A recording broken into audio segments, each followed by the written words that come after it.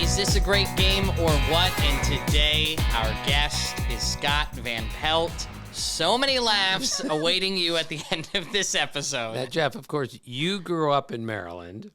I was born and grew up in Maryland. Scott Van Pelt is from Maryland, Montgomery County, like you and I. So there's going to be a Maryland theme running through this show today. We're even going to have the all born in Maryland baseball team.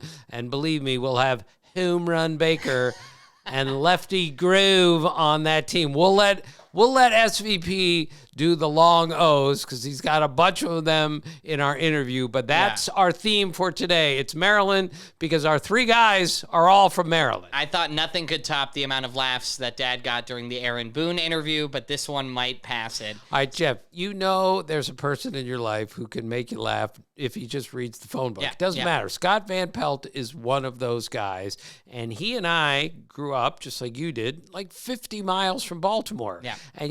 And I love Baltimore, don't get me wrong, but they speak a different language. It really 50 does. miles from our house, and we live in the same state. Scott is the master of all accents, all dialects, but the long Baltimore O is what just absolutely kills me. And also worth noting, next week is our All-Star Game special. Dad will be at the All-Star Game, so we'll be hearing from him. We'll be doing a podcast from there.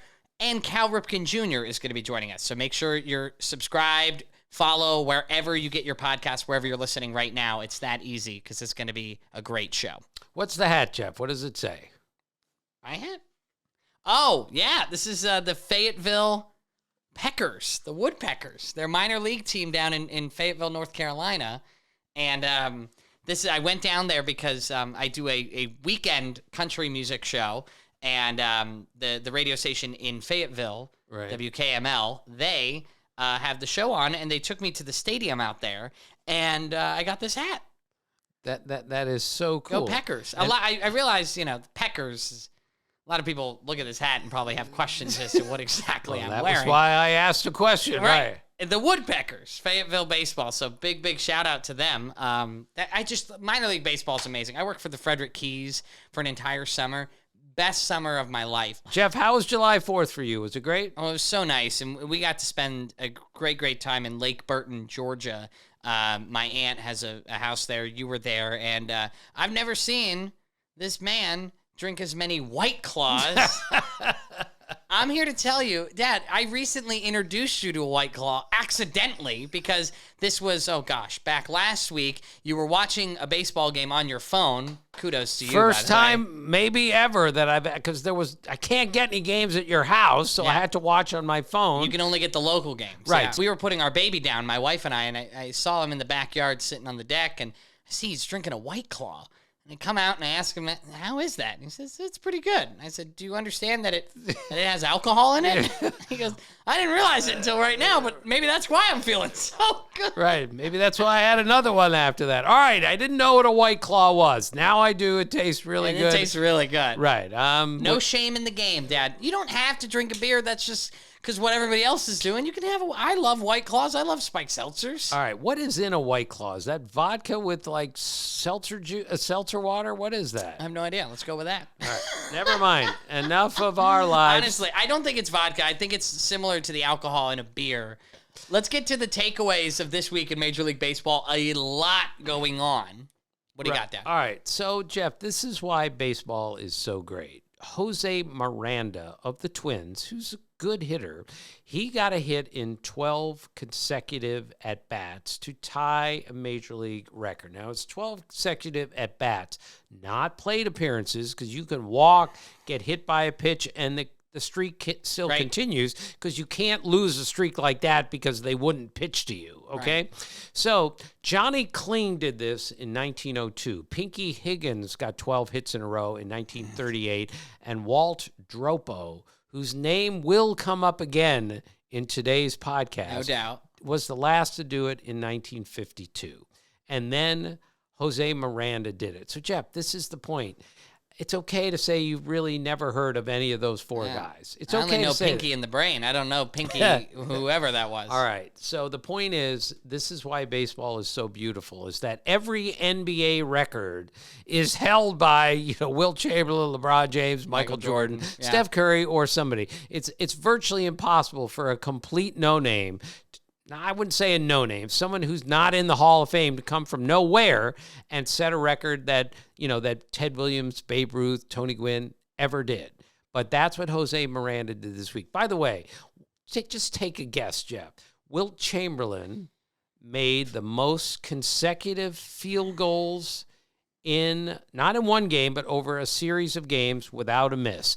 Most consecutive field goals without a miss in the history of the NBA. He holds the record. So the record for baseball hits in a row is 12. Now, we all agree getting a hit in a major league game is way harder than making a basket in an NBA game. Look at a percentage. Yeah, but what do you think Wilt Chamberlain's record is for most consecutive field goals without a miss? Well, in rec league, I once made 3 straight field goals. That was pretty big. You remember that game. They called me the microwave chicken. Right. Heated up really fast and then cooled down. I'm going to go 30. That's a really good guess. Wilt Chamberlain made 35 consecutive. No way. That was pretty close. That's a very good guess. But again, Wilt Chamberlain was an absolutely dominant player at the time. 35 consecutive field goals without a miss is just ridiculous. And I think it's worth noting, too. I'm sure, I don't have the record in front of me, but that he didn't dunk every time. But even if he did. You got to get open to be able to take the ball to position to dunk it 35 straight times is pretty impressive. Yeah, it really is. Second thing is that Ben Rice of the Yankees, first baseman, rookie, hit 3 homers in one game. First Yankee rookie ever to hit 3 home runs in one game. Did you see that his fellow teammates wanted him to go tip his cap? Right. And he didn't know where to go. Right. He was going to just do it from inside the dugout. They said, no, you got to go to the steps and you got to do it. This is why you love someone like Ben Rice, and this is why we love baseball so much. He's a 12th round draft choice. Yeah. He went to Dartmouth. It's an Ivy League school.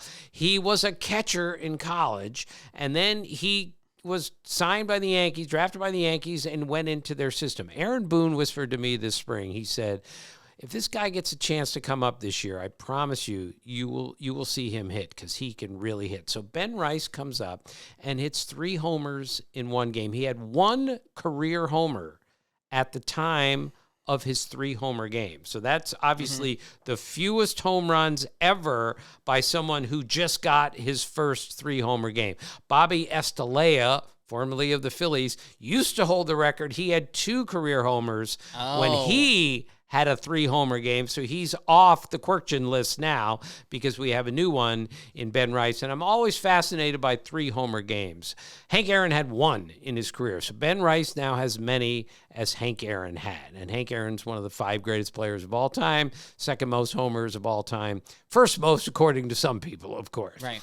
So, but David Ortiz, Gary Sheffield, Rafael Palmeiro never had a 3-homer game. Well, don't they? And they all have over 500 homers, All right? have over 500 homers. Wow. That is the beauty of the 3-homer game. But, Jeff, when you are hunting homers, when you are thinking, I got to hit the ball out of the ballpark, which is how we are trained to think today, that's how guys are going up there and hitting 3 homers in a game way more often than when Hank Aaron played, because back then Hank Aaron was saying, I'm going to hit a line drive somewhere. If it goes over the fence, great. But that's the difference between then and now. Last Wednesday, for interesting day in baseball, Jeff, we had 15 games, and we had a total of 7 errors made in 15 games. Less than an error a game. Right. Less than an error every other game. Yeah. So I looked up, there are 4 days in history, in the history of baseball, in which there have been 15 games in a day. Granted, we weren't playing 15 games in a day back in 1930 when we had 8 teams and all that. Jeff, there are only 4 days in Major League history in which 15 games were played and fewer than 7 errors were made in those 15 games. The lesson here, Jeff, is the defense in the major leagues right now is unbelievably good, meaning our players are so skilled They know where they're supposed to be position-wise because we have all this data. The guy's going to hit it right here. If they can only learn the right base to throw to and exactly how to play defense, but physically they overpower the game with their physical gifts. We had 9 errorless games out of 15. Game changer of the week. Before we get this week's game changer, I have to give big credit to last week's game changer, James Wood of the Nationals, because you called him the game changer last week. He made his major league debut. And listen, it could have all gone down south.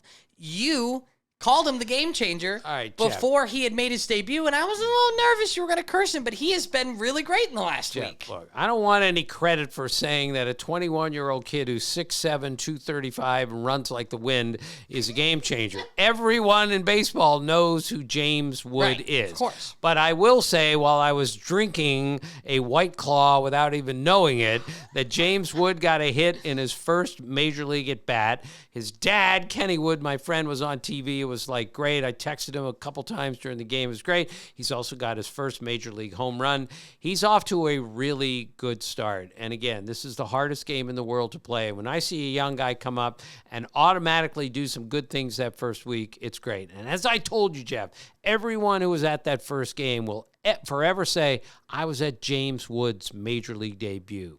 I saw James Wood's first major league homer. Those things matter to people, and that's why all these young players that we have in the game are so important, which brings us to this week's game changer, Jeff. It's the All-Star selections, okay? We had 32 first-time All-Stars. Wow. 17 of them pitchers, and 10 of those pitchers are from the National League. So what does that tell you, Jeff? That we have 32 first-time All-Stars this year. Well, it's exciting to see young players changing their game around and getting the nod, but I think most importantly, it shows that maybe the All-Stars from last year and the year before aren't playing as well because this game is really hard. Right, and that's exactly the point. We have an influx of so many good young players today, it's unbelievable. So in this year's All-Star game, we're going to see Paul Skeens in his first All-Star game. Ellie De La Cruz. Those guys might run the All-Star game for the next 10 years, along with first-timer Gunnar Henderson, first-time Bobby Witt Jr., Mason Miller. I mean, this is why baseball is so great right now, is that all these kids are so unbelievably athletic, physically gifted. They're so incredibly young. They're taking over the game, and it's going to start at this All-Star game. Now, there were 42 first-time All-Stars in 2021. 42. I forgot all about that. Wow. But that was just another point that look at all these young guys. Every year, there's 2, 3, 4 guys where you just shake your head and you can't believe how good these guys are. But your point, Jeff, about how hard the game is to play, okay? The MVP from last year, the MVP voting last year, the guy who finished second, the guy who finished fourth, and the guy who finished sixth in the AL MVP last year did not make the All-Star team this year. Wow. And that's 3 of the top 6 guys. That's Corey Seager, Julio Rodriguez, Yandy Diaz did not make the All-Star team this year from the American League. That's pretty amazing. Yeah. I don't think that happens in the NBA. In the National League, in the NL MVP voting last year, the guys who finished first, fourth, fifth, seventh, ninth, and 10th in the voting did not make the All-Star team this year. Now, again, Ronald Acuna Jr. got hurt, but, Corbin Carroll did not make the All-Star team, and he finished 5th in the MVP voting. Matt Olson finished 4th, did not make the All-Star team, just proving again how beautiful this game is, Jeff, that year to year it changes right in front of our eyes. And how nothing is given. So the Braves hit 307 homers last year. They had one position player make the All-Star team this year. Wow. Marcell Ozuna, who's a designated hitter. The Rangers and the Diamondbacks played in the World Series last year, and they had a combined 3 players to make the All-Star team this year. And then there's your favorite team, the Phillies. Yep. They had 7 All-Stars, including Zach Wheeler, who's going to be inactive, but 7 All-Stars. The rest of the National League East, which was supposed to be loaded with players, has a total of 6 All-Stars. Wow. This is why we call it a game changer, because the game is changing right in front of our eyes. It happens all the time, but it's so much fun because here they are. Here's the new wave. And in 2 years, there's going to be another new wave. Right. That's the beauty of it. That is the beauty. Can we get to the Kurkjians? My favorite part of the show. So the Mariners have struck out 10 or more times in 12 straight games through Sunday, okay?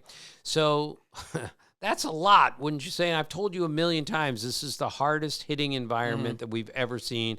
Every single podcast, I tell you, I don't know how anyone gets a hit anymore. So the Mariners are a swing and miss team. So the only team in Major League history that has a longer streak than 12 straight games with 10 or more strikeouts is the Mariners at 13, and they did it last year. Again, this is a strikeout era, but I've been charting this now for the last 5 games. I should never do this, but I'm rooting for the Mariners to strike out 10 or more times so it improves this note, and we might be able to say, hey, they got to 14. No team has ever done that in Major League history, passing themselves from last year. One of my favorite pitchers ever is named Rob Zastryzny. It's spelled Zastryzny.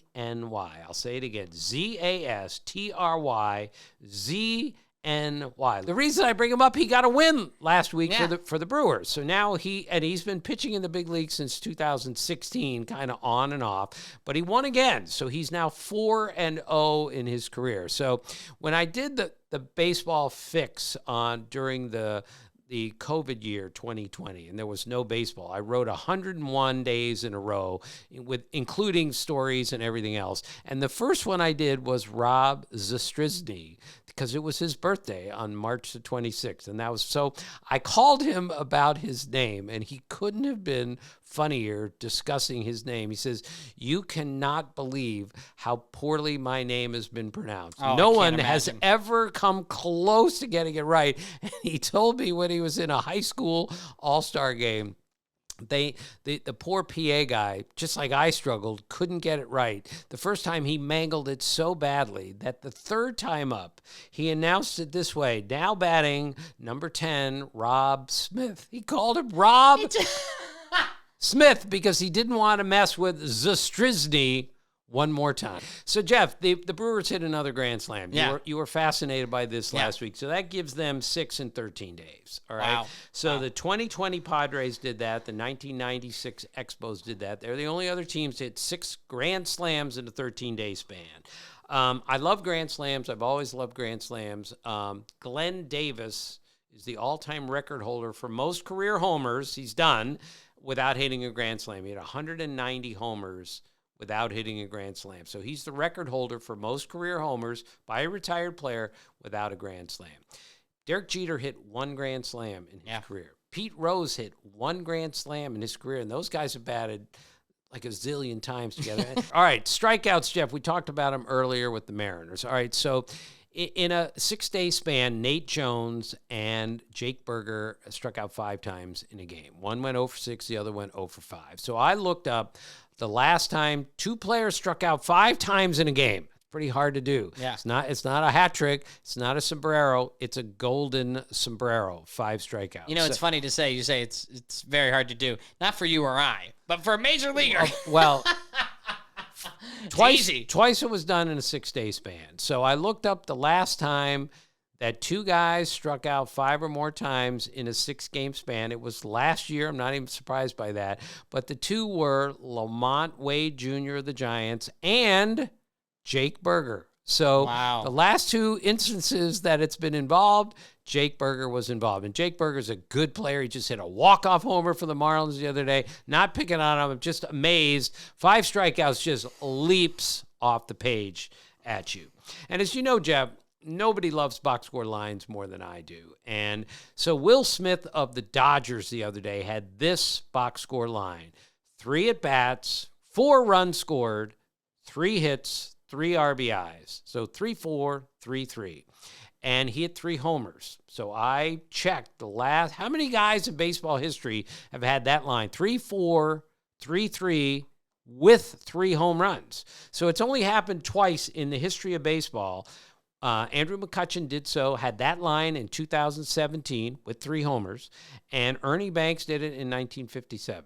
That's it. Now, do you have a this date in baseball history? Jeff, we're into July. We always have a this date in baseball history. And since we got the All-Star game coming up, there are a lot of All-Star related notes because we're going to be in the middle of July pretty soon. So in 1946, Ted Williams famously hit a home run in the All-Star game off of Rip Sewell, who threw the eephus pitch. So it was like a slow pitch softball, like a really high arced softball. And Ted Williams, who for me, after Babe Ruth, the greatest hitter ever, he timed it perfectly, and he hit a home run in the 46 All-Star game off an eephus pitch. Have you ever seen an eephus pitch in a major league game? I've seen it on YouTube in a major league game. Right. And it is odd. Right. It's hard to hit because you're certainly not used to seeing. I think most players are all thrown off. Right. But nothing threw off Ted Williams' timing. All right. 1956, Jeff, the year I was born, was the year that the baseball writers decided to hand out a Cy Young Award for the first time because they felt like the pitchers were getting left behind in the MVP balloting because they were pitchers. Mm-hmm. So they gave them their own award. And in 1956, they gave one award for both leagues. So Don Newcomb, one of the great Dodger pitchers of all time, is the first pitcher to win the Cy Young, and that was in 1956. On this date, they established the Cy Young Award. And in 2002, Jeff, we had the tie game, 7-7 in the All-Star game in Milwaukee. Do you remember it? Because you were there. I was there. I was 8 years old, would have been 9 in that August. And all I remember is we had the opportunity to go to All-Star games growing up with Dad. But as a kid, Dad would do the Baseball Tonight after the game. And we had to sit there and wait and wait and wait. And I remember you thinking, I got these 2 young kids. When am I going to get them home? Are they going to end the game early? What's going to happen? Right. So we had a tie. I had no problem with them calling it a tie. 7-7, I think it was. 7-7, they ran out of pitchers, and it caused this incredible hubbub, and poor Bud Selig didn't know what to do. So they changed the rule and said the winner of the All-Star game will have home field advantage in the World Series. Terrible idea to begin with. Terrible, and they changed the rule, thank goodness. It doesn't apply anymore, but that was it. And last thing, Jeff, I just have to throw this in just to, because we love the game so much. So Wally Post was born on this date in 1929. So I go to a party with your mom. This is 15 years ago. Guy comes up to me, 10 years ago. Guy comes up to me, doesn't even say hello to me, all right, and says, 15 guys in Major League history have hit 40 homers in a season with 4 or fewer letters in their last name. Oh, so he throws the gauntlet down at a cocktail party, and I'm with your mother, and I'm at a party, and now some guy's got me in a headlock, and he's like saying, let's see how many you can get. I don't even know who he is. So me being the pathetic me, I have to try to get them all. And I got some wrong, but I did get all 15 in the end. And the last guy I got was Wally Post at 1 o'clock in the morning. And I can tell you, after the birth of you and Kelly, that might have been the highlight of my entire life, getting Wally Post at 1 o'clock in the morning. It's in the cards, and let's take a look at what we've got here, starting with Jordan Westburg of the Baltimore Orioles. Yeah, really good player, third baseman every day. Talk about the guys who, at least through Sunday, hadn't made the All-Star team. He's one of those guys you can look at and say, maybe he should have been on the All-Star team. Trust me, he's going to make a bunch of All-Star teams before he's done. Never gives up a pitch, never gives up an at-bat. Really tough kid. Throwback here, a Robin Ventura card. Robin Ventura, one of my favorites. Great defensive third baseman. We talk about making the bunt play. Very few people made it better than Robin Ventura. And so Robin Ventura was also a really good hitter and unfortunately, and managed the White Sox, but unfortunately, too many people remember him for charging the mound against Nolan Ryan famously, and then Nolan Ryan, knocking, punching him out on the mound. So I asked Robin Ventura about it, and he doesn't like talking about this. I wouldn't either. Here's what he told me. He said, Nolan hit me with a pitch, and he said he throws so hard, it hurt so much that I couldn't even see straight. I lost my mind because of the pain. That's how much it hurt. Wow. So he said, and because I was seeing red, I ran to the mound, and he said, halfway to the mound, I realized my senses came back to me. I realized where I was, and now I'm halfway to the mound, and he actually thinks, oh my gosh, I'm charging the mound against Nolan Ryan. But he said, so I couldn't turn around. You can't run halfway there. So he went out there and got his butt kicked, and that was the end of that. Love Robin Ventura. We got Curtis Liskanek. Oh, gosh. Very good relief pitcher in his day. Really good stuff. Threw hard and had a great sense of humor. The 1 year he played, maybe more years, but 1 year he played for the Brewers. Gets pretty darn cold in Milwaukee, especially before they built a dome stadium. So he once described the weather in Milwaukee. He said there's winter, then there's July 27th, and then there's the fall. Like, that's how he described the weather in Milwaukee. Never forget Curtis Liskanek. And did you know that his teammates actually would wear T-shirts that said, "No need to panic, we have Liskanek"? Is that true? Did you know that? No. It's written on the back of the card. Oh, there you go. I was going to try to sell that as my own little No, question. I did not know. This Written is on why the back of the baseball card. cards are so great, is they have these great little nuggets on the back. And not to mention that if you ever want to see the cards we pull for It's in the Cards, you can go on YouTube, and that's where we post the full video of the show. Brandon Nimmo of the New York Mets. All right, he's on a real hot streak. Mets are playing really well these days. He's hit a bunch of homers here in the last couple of weeks. And by the way, Jeff, he grew up in Wyoming. They didn't have a baseball team in Wyoming, high school team. So he had to play wherever he could play because there was, and he grew up in a family where like everyone in the family was a cowboy. And he was planning on being a cowboy, like working on a ranch for his career. But then he found out he was really good at baseball. So he ended up being a baseball player instead of a cowboy. By the way, the capital of Wyoming is? Oh, gosh, we did this on the car ride to get to our July 4th trip. Don't tell me you can't remember after the discussion we had. It's, Cheyenne. Cheyenne. Cheyenne. Tell him the clue. Here's the clue we got. It's a long woman's name. Yeah, I looked it up because Dad couldn't figure it out, and he wanted I got a clue. the rest of them, but You I did. couldn't get Cheyenne. I'm embarrassed. Yeah, my wife and my dad both really good at this. I'm terrible. Emily was really good at it. So, yes, long woman's name. And what was your second clue? I told Emily and Dad it is a person who's not particularly outgoing. Cheyenne. All right, that's the worst clue ever. Let's go into League in Lids. We put every team into our Lids lid, and let's see who we're going to pull this week. Here we go.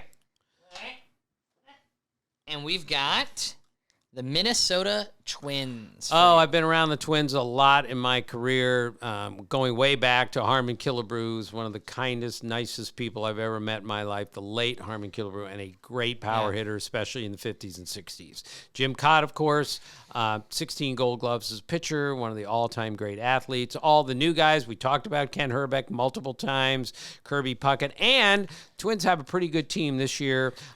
They're playing well. They got even though the Guardians are great, they're not out of the playoff race. But I think my favorite Twin of all time was Michael Kadire. Do you remember Michael Kadire? You must have heard his name. All right, so Michael Kadire, he is an amazing magician. He did some card tricks and some magic tricks for John Kruk and I on the ESPN bus many years ago. It was the most amazing thing I've ever seen, okay? Like a card that he took out of the back of my shirt is now like on the top level of the bus. How it got there, I have no idea. But he was such a great magician that Luis Castillo, I hope I can say this, Luis Castillo joins the team. And Michael Kadire is like an established player there. And Luis Castillo is put right next to Michael Kadire in the clubhouse in spring training. So Michael Kadire shows him a magic trick one day. And it scared Luis Castillo so badly that when Michael Kadire came back to camp the next day, Luis Castillo had moved his locker to the other side of the clubhouse because he thought there was some voodoo magic going on here or something. Like, how could that guy do it? He's like a witch. He's like a sorcerer. How could he do that? That's how good a magician Michael Kadire was. Time for a Kurkjian quandary. What do you have? All right, so we've got the British Open coming up this week, so we're going to have another golf stupid hypothetical question, all right? God comes to you and says, for the next 5 years, 30-year-old Jeffrey Kurkjian playing like your home course, the course you usually play. Right. This doesn't include Augusta or Pebble Beach. Okay. Your regular 5,500, 5,800 yards from the white tees. For the next 5 years, you will par every single hole. And they will be the exact same par. Par 4, drive in the middle, back of the green, 2-putt, that's it, okay? Every single hole for the next 5 years on your home course, you par it. But it also means no birdies, no holes in one, no great shots. Are you taking the bet? Yes.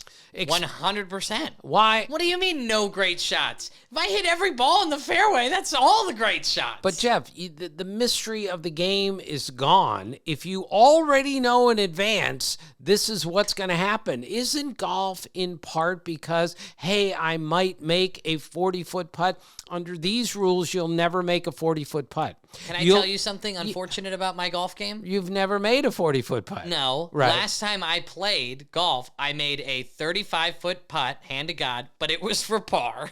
Because I was there in 3, and I chipped in, but it was for par because Jeff, I was there in 3. Isn't it kind of a thrill that you chipped in or made a 40-foot putt? Absolutely, yeah, Every putt you're going to make from here is for eagle. It's going to be you're never going to make another eagle. You're never going to make a birdie. You have zero chance to make a hole in one, and every drive is going to be the same distance, meaning you're not going to crush one 3. Well, you can't hit a 3, and neither can I. 300 yards. I'm just saying, I would not take the bet. At my age 67, I still want to have the mystery of the competition, the mystery of the beautiful game of golf, that I want to see if I can go out there and make an eagle or make 4 birdies in a round, or just hit a shot that I've never hit before. You will never get that over the next 5 years. I think you're clinical.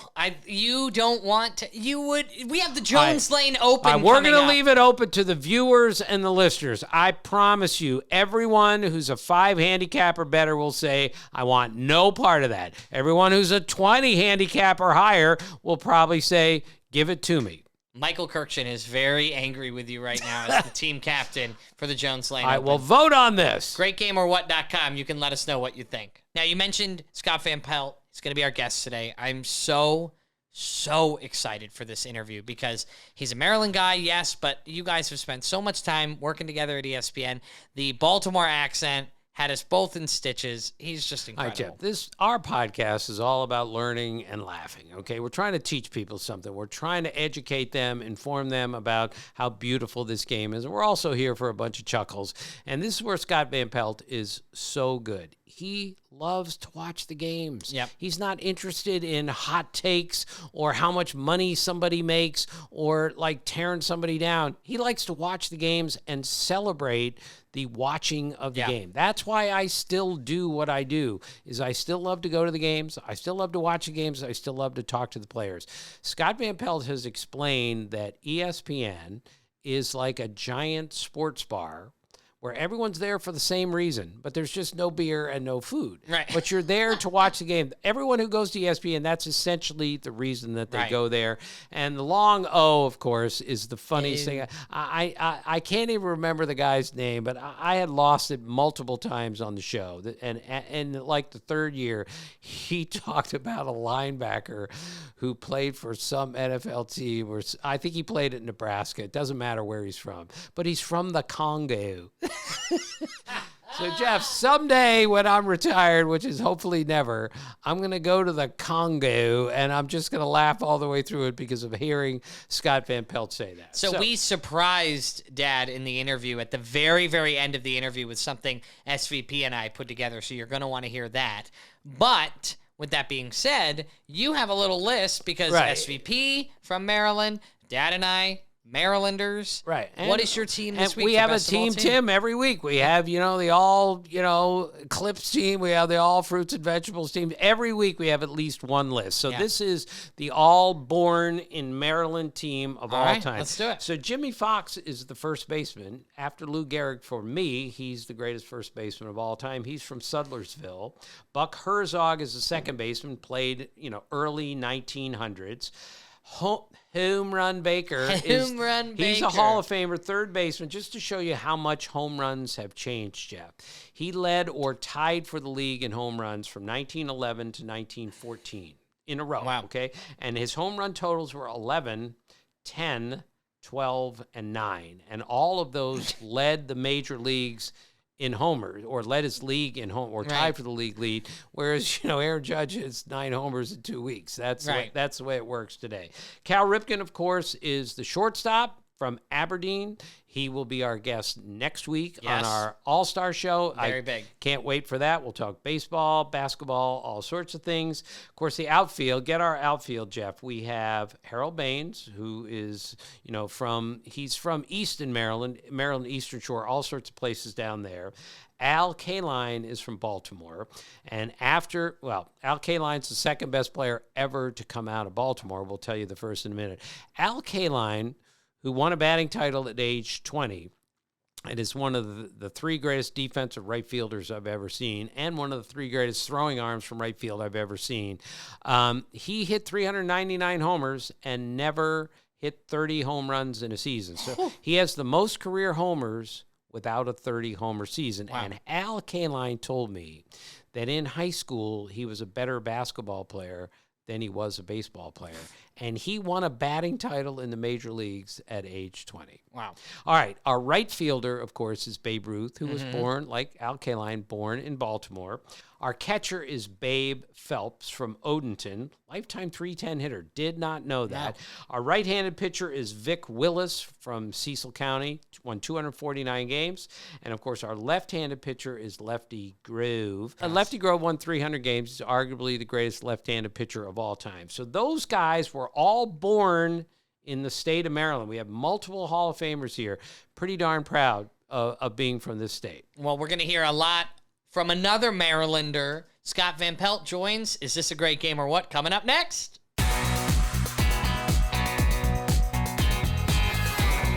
And we are joined by my dear friend, Scott Van Pelt. Scott, this is my son, Jeff. He's 30. He's a podcaster with his dad. Most importantly, I'm a Montgomery County, Maryland kid. That's right.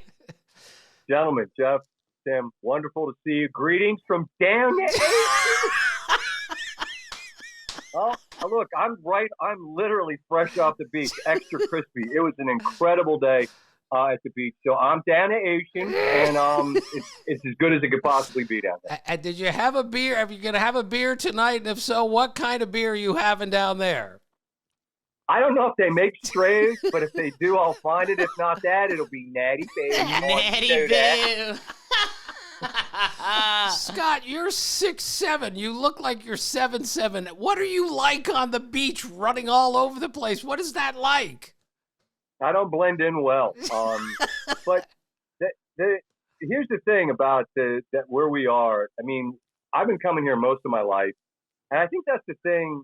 It's not specific to our part of the world, but if you're from our part of the world, I think everybody knows Ocean City, Fenwick, Bethany, Dewey, Rehoboth. And if you're lots and lots of generations like ours have sort of been coming here forever. And so we've had a lucky to have a home in our family. It's on a street that's near where I am now. And so it's like everybody's kind of whatever. Like they know who I am, but I'm just that guy with those 3 kids that are on the water all day. I'm nobody, and I'm just happy to be part of this little beach community. It's fantastic down here. Well, I mean, as Maryland guys ourselves, we love going down the ocean. And I live in Montgomery County, Pennsylvania now. And unfortunately, people call it Montco out here, which I just don't think rings as well. I just moved to Montgomery County. I was so excited. Moco. No, it doesn't ring the same way. Now, for you, Scott, I need to know because the Baltimore accent, right? When you grow up in the area, you know it well. But how did you two doing this and laughing on the biggest sports network in the world, how did this start? Well, your father, as you know, and as Levitard certainly figured out, is just a great audience. There's a joy that your father has naturally, and it isn't forced. He's a great teammate. He's a great colleague, and he also has no chance if you hit him with a really profound, Dundalk, Timonian something. And there's something about, there's so many Oriole names through the years. And somewhere along the way, I just started saying these idiotic names to him. And really where it took off was when Russillo and I had the radio show, SVP and Russillo, and we'd have your dad on, and we'd talk actual baseball. And then at the end, these non sequiturs, I would just end every week, and he knew they were coming, and it didn't make any difference because I would ask him. I think one of my favorites was I asked him. We had the Good Humor Man come to my kid's birthday party. I said, "You know what every kid's favorite was?" And he waited, and he's like, "Oh God, what?" And I'm like, "Shocking, shocking!"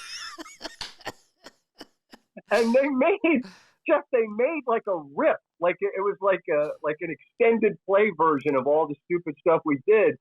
And I mean, as your father has no doubt explained to you and has told on, myriad of podcasts, like the poor man was stopped in the grocery store. Like he's just trying to live his life and people are hassling him wherever he goes. I feel badly that it took on this life, It did. In the frozen food aisle at the Safeway, some guy tackled me. He didn't even say hello. He just said, "Please ask Scott who the female goalie is on the U.S. soccer team." And of course, I take it on the air that. And I don't know why it became this falsetto. Like I could just say Hope Solo, but I have to do it in this sing-songy whatever. Oh, I don't know, man. It became a thing, and God knows we beat it into the ground. But here's how you know a bit's great: if it still somehow just stays funny.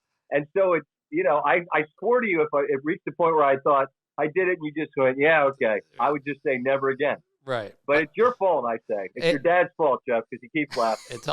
But it's now everyone's fault. I was waiting in line to get a sandwich. I told Scott this once, and the lady says, "What would you like on your roast beef?" And the guy looks around at me. He doesn't even say hello. He goes, "Provolone," just because I was standing behind him. He probably wanted Swiss, but because provolone was better, that's what he ordered on his sandwich. And maybe light mayo. Light mayo. I think the first Oriole name that Scott got me on, and he didn't even mean to, was Kikeu Garcia. That's when it all started. But then we had the all Oriole team, and when they came up with a new pitching coach, the guy who rocked back and forth, that's when I think I completely lost it and never got through it. Leo Mazzoni. It's Oreos and it's Natty Bows and it's all that. Hey, and you know what's fun is this year they're good, and God knows for Oriole fans out there that endured those years when it was beyond grim. And Houston got their payoff after they were horrific, and I think Oriole fans were all fingers crossed that maybe this is our summer or next. But I mean, I think the good news is that the Orioles are in the discussion. They're a good baseball team. They're about 5 or 6 really good ones, I think, and they're clearly one of them. So that's fun too, I think, isn't it? Right, of course. Now, Scott, where did your intense love of the game come from? Memorial Stadium. I'm too young for the Senators, too old for the Nationals. It would have been more geographically convenient to have been a Nats fan had they existed when I was little, but they didn't. So Memorial Stadium was a doable drive for my dad, and Dad started taking me to games when I was a little kid, and they were easy to root for, Tim, weren't they? I mean, you think of the Orioles of the 70s. They played it the Oriole way, and they were good, and it was so much joy. 3 Buck night, and I've told this story. I know you know it, but for your listeners that might not have heard it, the old PA announcer in Memorial Stadium was a legendary guy named Rex Barney, and if a great catch was made in Memorial Stadium, Rex would punctuate that catch by saying, "Give that fan a contract," and everyone would be excited. Well, Brooks Robinson fouled the ball off, and my dad made a legitimately great catch. Give that fan a contract. Dad catches the ball. It's a Brooks Robinson foul ball. I'm overjoyed. Come home. I got a Brooks ball. Go to school the next day. Tell all my friends we got a Brooks Robinson foul ball. Naturally, after school, what are we going to do? We're going to have a catch with the Brooks Robinson foul ball. I go to snap off a curveball because I figure I could throw one like Cakes Palmer, only I can't, and my buddy can't catch it. It rolls down the hill into a sewer, and it's gone. And like gone. And people say, why don't you just lift up the sewer? It went into a sewer that fed the thing. Trust me when I say the ball was gone. And I never told my dad when he was alive. And at this point in the story, every time I always say, Dad, I'm sorry. But it gets better because I tell the story at an event in Baltimore where I'm speaking. And it turns out that one of Brooks's sort of PR folks is sitting at my table. A week later, a box shows up at my house. This is a true story. My hand to God. A box shows up at my house. It's rattling around like, what is this? I open it up. There's a piece of paper. I hope this makes up for the one in the sewer. I look at the ball, Brooks Robinson. I'm not an autograph guy. I might have an autograph or two in my life. The ball I have signed by Brooks Robinson, which connects me to Memorial Stadium, my dad, my love of the Orioles from decades ago. Like it's a true treasure that I have. And I mean, I don't know how I can encapsulate it better than that because that's my youth in one story. Well, as I just you know, got chills. right? I'm sorry. The great story about Brooks Robinson, of course, is in New York they named a candy bar after Reggie Jackson. Here in Baltimore, we name our children after Brooks Robinson, and it's true. So, my last son was very nearly Brooks. It wouldn't have necessarily been Brooks Robinson, but it was this close to being Brooks. Long story, ended up being the right name, but it was this close to being Brooks, and I'm sure that there was some subliminal part of my youth that was wrapped up in that. I said when he passed away on social media, I said when I was a kid, I could never imagine anybody being cooler than Brooks Robinson, and I still can't. You know, just the eye black, the gloves, the hat, the whole bit, man. I mean, that dude was that to me. If you asked me to name a Mount Rushmore of Orioles, it'd be hard. But if you said one, I think you start with him. I really do. Well, we talked about that last week on the podcast. Dad challenged our listeners to just pick one, and SVP just said, it's Brooks. When you got Junior and Eddie Murray and Frank Robinson and Jim Palmer, it's impossible. But I went with Brooks also because he spent longer time there, was great. He was underrated offensively and the best defensive third baseman of all time. Eddie, my guy Stanford Steve asked me recently. He said, "Who's your favorite Oriole?" I said, "Eddie Murray." And there was just his demeanor, the fear I think he struck into the opposition, that chant, you know, Eddie, Eddie, Eddie. He was my favorite. But if you're starting a list of Orioles, look, if you say it's him and I echo it, then I feel like I'm more right because you said it. Your opinion always makes me feel like I'm closer to being in the right lane. So, I mean, look, I get any of those names you just said, but there's a lot of folks that would say number 5. Right. Scott, did you sit in the upper deck at Memorial Stadium where you're near Wild Bill Hagee? I mean, what was that experience like being around those fans? I sat in section 34 Friday night, the night that they were 3 games behind the Milwaukee Brewers, who, by the way, kids, used to be in the American League East. Orioles trailed by 3 games with 4 to play. I went there Friday night. I sat in section 34 for game 1. They had to win every game for Sunday to matter. They take game 1 of the doubleheader. The second game, I swear, Storm Davis pitched. By the time the game ends, I had worked my way down to better seats, but we were in section 34 with Wild Bill Hagee spelling out Orioles. And by the nightcap, I was down the lower level. Orioles won that one. They won game 3 on Saturday to force a winner-take-all, Palmer versus Sutton. Robin Yount hit 2 homers. This is not. I'm meandering here, but Andy North, my dear friend I do golf with, has a charity event, and Robin Yount's there. And every year I would introduce all the dignitaries that were there. Robin Yount's there, and I'd say, this guy, that guy, and I would say, that son of a bitch, Robin Yount. Excuse my language, but that's the only way I knew how to introduce the guy that hit 2 home runs in the 162nd game of the year to ruin the Orioles. But I would sit in the upper deck for a $3 night. And I used to love to sit in the left field bleachers right by the foul pole, which, if you remember the way that stadium was built, it was all concrete, right? Like it was a huge wall and it was concrete just beneath that. and I used to sit in the left field bleachers when I didn't sit in the upper deck. But I mean, I sat every bit of that stadium. I went over, Tim, remember the bullpen was in right field for the opposition. I went and watched Nolan Ryan warm up, and I was a little kid. And all I can remember is the sound the ball made. He threw it, and remember, he would grunt. And then you heard this thing go, and then you heard a pop that sounded like an explosion. I thought, my God, whatever that guy is, there's nobody else like him. So I'm just rambling, but you asked me what I did. I went to Memorial Stadium, and the memories just come flooding out. Right. So late 80s, Scott, I'm living in Columbia, Maryland. I'm going to the airport. I'm working for Sports Illustrated. The cab comes to pick me up, and the cab driver is Wild Bill Hagee. It was unbelievable. No, it's not. Yes, it was. He gave me a ride to the BWI airport, and I think I'm riding with a god here because he used to spell out Orioles with his name. Wild Bill Hagee was in my driveway and drove me to the airport. How beautiful is that? That's incredible. You should have told him you had to go to New York. You could have gotten a hell of a story if you were Sports Illustrated. So, Scott, you pitched at Sherwood. We went to Montgomery County schools. I went to Walter Johnson. I got my Walter Johnson sweatshirt on. Stop there. Every week he has his Walter Johnson sweatshirt on, Scott. He is the proudest Wildcat you've ever seen here. Right. But, Scott, you pitched at Sherwood. I know you were pretty good, but tell me what that was like to be as tall as you were, a high school kid throwing baseballs. My nickname was Fungo, or I was 6'4", 170, so they called me Fungo, or if it would have been in Baltimore, Fungo.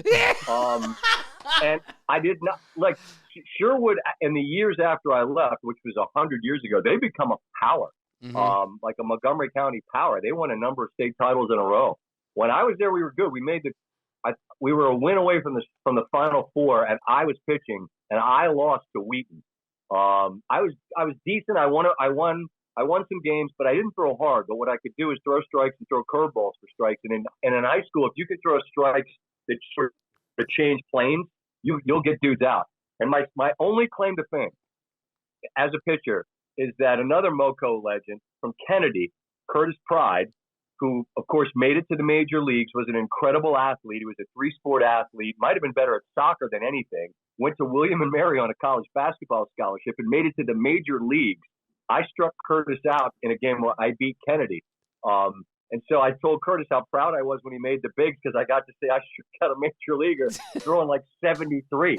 But I was like any decent pitcher, it was part of my life. When I was probably like 8, I was sure I was going to be in the majors. And then pretty quickly you realize, okay, I'm a competent player. I love the game. But, my career will end when 12th grade ends, and it did. SVP, I have to ask, you did an incredible interview with Stuart Scott's girls the other day on your show. It was fantastic.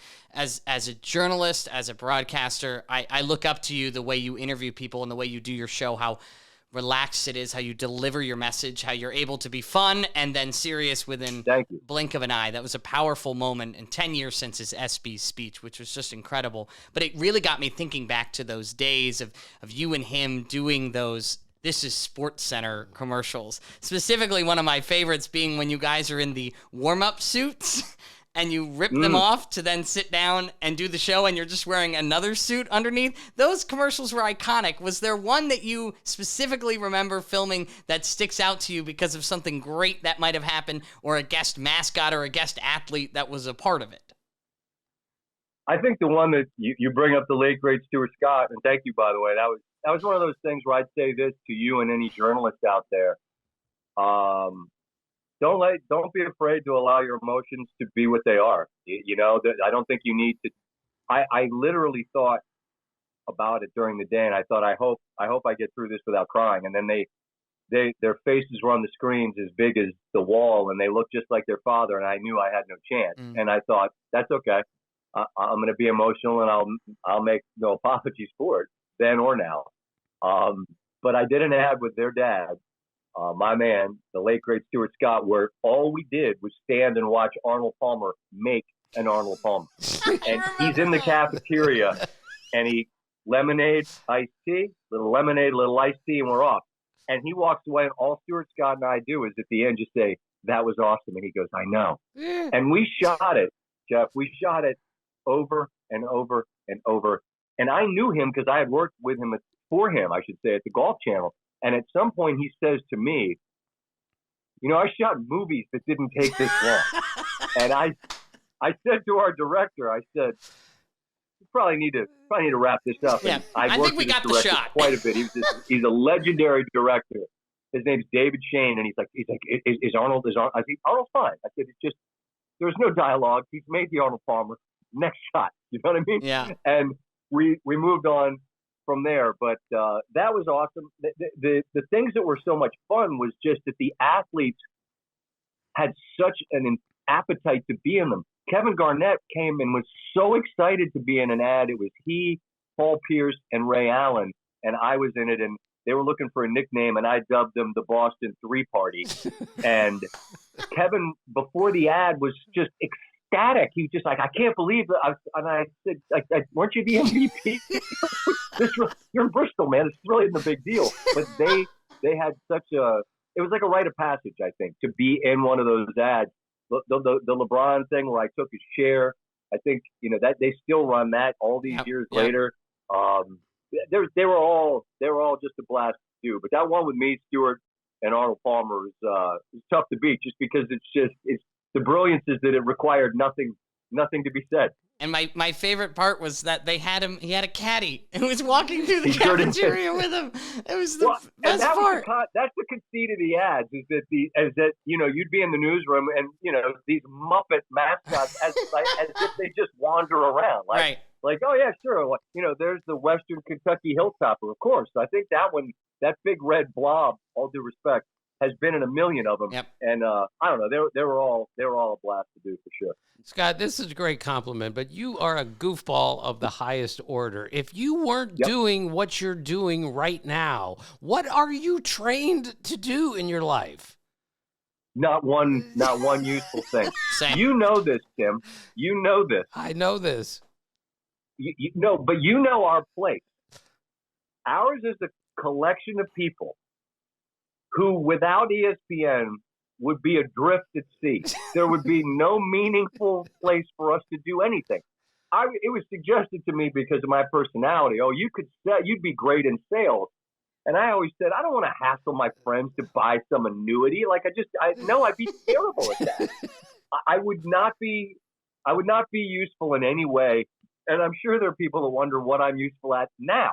But without ESPN, there's no on-ramp for me in society. So I remain profoundly grateful that I found some place to do what it is I feel like I was sort of created to do, which is watch games like you. And I mean this sincerely. I think you're a great, great mentor for those of us that have a passion for something, to see that we don't have to become cynical. We don't have to lose our love for what we love, and to hold on to that love. And the minute that it's extinguished, I imagine you put the pen down and say, that's it, right? I mean, and I feel the same. If I feel like it's a chore to go to work and I really don't care who wins the game, then it's time to shut it down. But I remain every day that you get to go in and do it. You think, hey, who's going to win the game? What's awesome? Just like you always talk about, you'll see something that happened every day that's never happened, and you get to be the one that talks about it. So, somehow I stumbled into this place, and here I remain.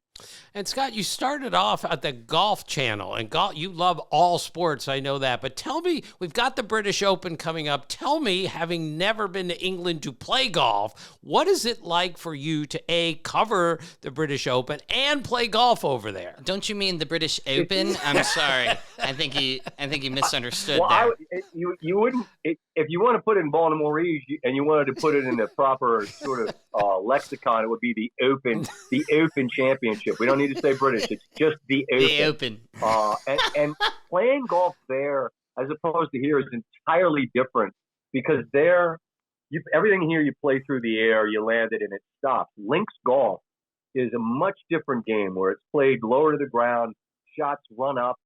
It's hard to describe it unless you try to play it. But I can remember vividly one year, and Troon was the first Open that I ever covered in 1997. Justin Leonard won that. God, I'm old. But we would go and play in the evenings, and we were at this one course. There's like 4 or 5 of us from ESPN, and we're playing in front of this guy who looks like he's 100, and he's got this like 9-piece rickety swing, and he can't follow through. But we keep looking back, and the ball keeps being 3 feet from the hole, and we're like, who is this? Is like the ghost of Ben Hogan. And we're watching, and we're thinking, like, I don't know how he's doing this. And he's landing them 30 yards short of the green, and then they roll up, and then they curl in, and then it's another birdie putt. So at the end, we wait for this guy because we want to just see what else. And he hits another close shot, and he's got this little pole caddy, and he's meandering very slowly. And he gets done, and he walks past us, and we're all sort of staring at him. And I said to the man, I said, that was incredible. And he's wearing a Hogan cap. And Tim, without breaking stride, he just slightly acknowledges us and says, it's not the first time I've played this course. And keeps walking. And it's like, I don't care if you've played this course 100 times. There's no way you play like that every day. But the idea that not the first time I've played this course, this deep Scottish brogue, and there's something to understanding the game. I've always said Augusta National is my favorite place to go, but I feel the Open Championship's the best championship because they played for it longer than any other. They invented the game, and it's part of the fabric of their whole society. And so for us to say that something we've done not nearly as long means something more than that, I just feel I just won't do it. Right. And I've seen all of them, so I don't feel badly in saying that's my opinion.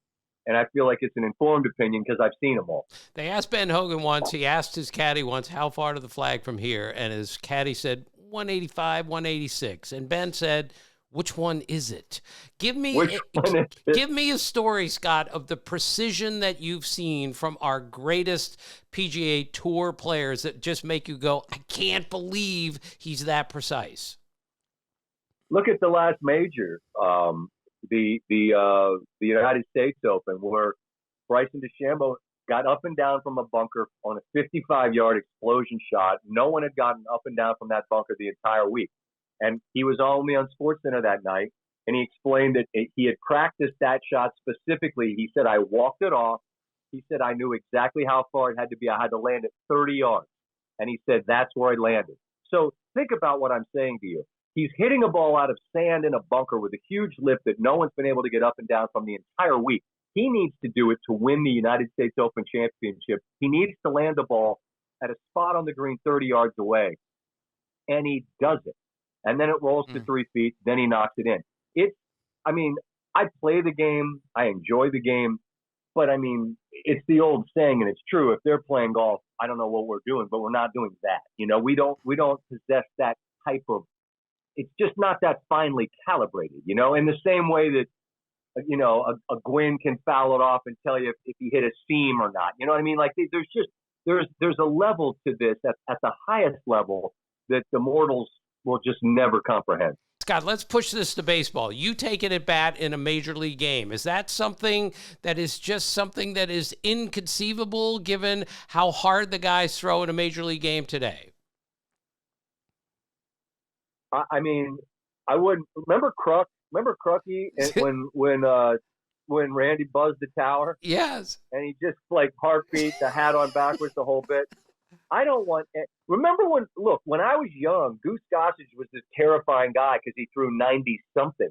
Now every bullpen's got 7 guys that throw that hard. Every single one. Like a plus arm is – you got to be 98, 99 to be like plus fastballs. I would want nothing to do with any of that.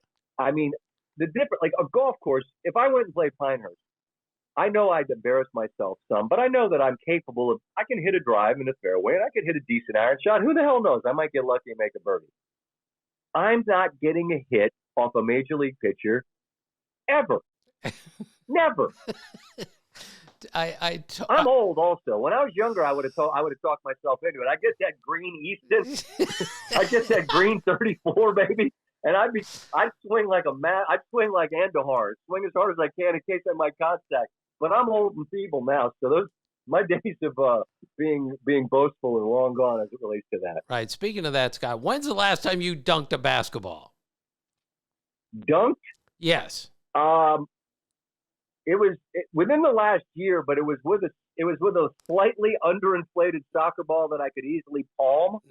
And I'm terrified of one thing right now at this advanced age. I'm terrified of a torn Achilles. And I'm convinced. I used to be able to jump I was weird. I was a one-leg jumper. Like, I did not have great lift off two, but off one leg, I could get my arm, like, way above the rim, easy. I'm 6'6" also. So, I mean, it wasn't like that was some great thing. But now, when I go to jump, my knees just get straight. That's all that happens. It's like extra gravity kicks in. But I'm trying to remember where I was. I think it was in the driveway of the house we were staying in, and I dunked in like slightly underinflated soccer ball. I don't think that counts, but that's as close as I've been. No, that's good enough, Scott, because I know you dunked in high school. That's good enough for me. But and you're what, 57 years old? Yeah. If you could still dunk a soccer ball at 57, I don't care if you're 7'6", that's pretty good. Yeah, Dad, you dunked. I did, but again, it's been, I don't know when in the last year. I'm going to claim it though, because it happened. Yeah, you dunked on your grandson Carson's Little Tykes hoop just last year. It was pretty good. That's about Boom. Have some. And that's with one artificial hip, Scott. It's pretty impressive when you think about it. Yeah, listen.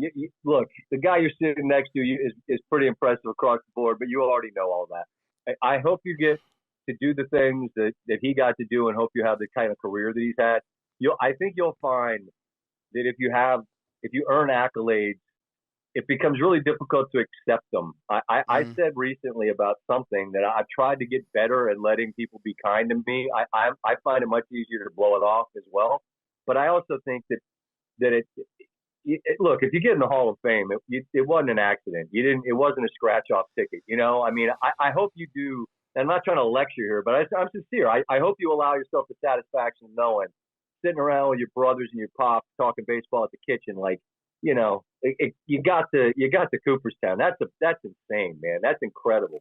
Well, thank you, Scott. But I will tell you, in all seriousness, the comment I get most from people on the street wherever I go is the SVP and you laughing thing is my favorite thing. You're right, Scott. I'm in the Hall of Fame, and all they want to talk about is Hope Solo and Leo Gomez. It's just unbelievable to me. But it just shows, Scott, it's okay to have a hearty laugh once in a while. Is that not correct? 1,000%.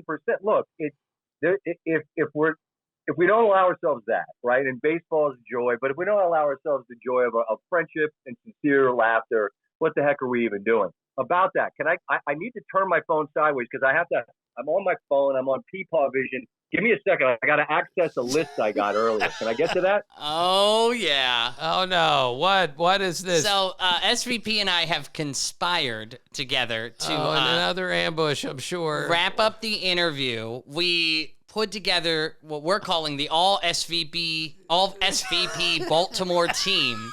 Yep. He is going to announce it. Go ahead, SVP. Take it away. At catcher, we have Biff Kurkjian. Kurkjian. First base, Walt Renke. Second baseman, Craig Bezier. Third baseman, Leo Davis. At short, Lou Boudreaux. And our outfielders, Minnie Minuto, Joe DiMaggio, Tony Carrasco. Our starting pitcher, Bartolo Colon. We have Hippolito Pichardo. Pitching coach, Leo Mazzoni. Our manager is Leo DeRocher. And pinch hitting in case of emergency, I added this with Jeff. I hope you don't mind. Joe Charbonneau.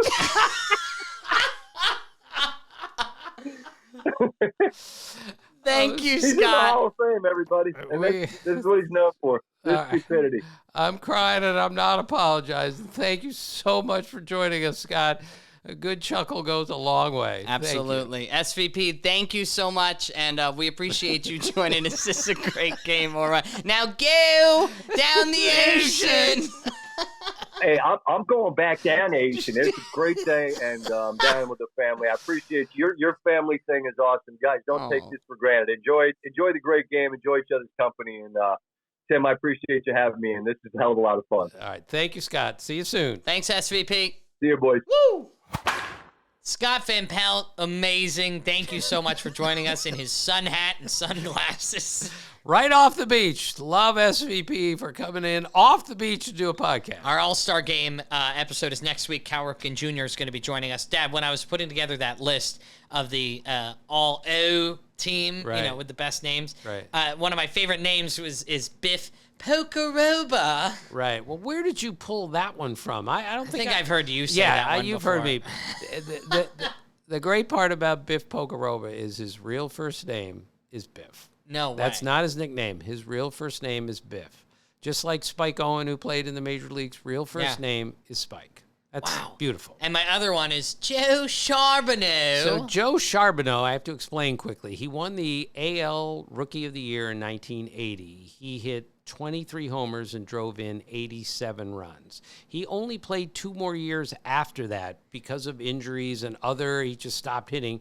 So for the next 2 years, he hit 6 homers total and drove in 27 runs after hitting 23 with 87 in his rookie year. Just another reminder, Jeff, how hard the game is to play. And of all of those successes, I think one of his largest ones would be a part of that team, the all-Baltimore accent team. Right. He would love that. And that was an addition from Scott Van Pelt. You came up with the list, and he had to throw it in. That's how much Joe Charbonneau meant to him. Thank you, SVP, once again. Join us next week. Make sure to follow and subscribe wherever you're listening right now. It's completely free. GreatGameOrWhat.com to find other ways to listen as well. And thank you so much for watching. And as always, thank you for being a part of our family.